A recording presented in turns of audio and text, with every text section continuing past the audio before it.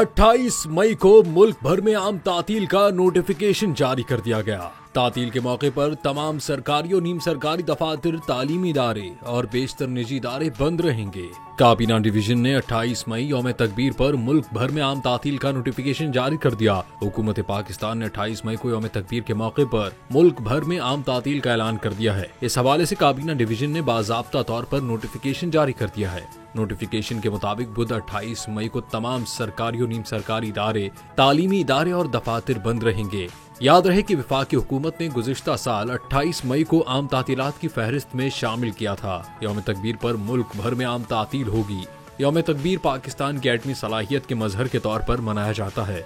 जब पाकिस्तान ने 1998 में चागी के पहाड़ों में कामयाबी से एटमी धमाके किए और दुनिया की 7वीं और इस्लामी दुनिया की पहली एटमी ताकत बनकर उभरा।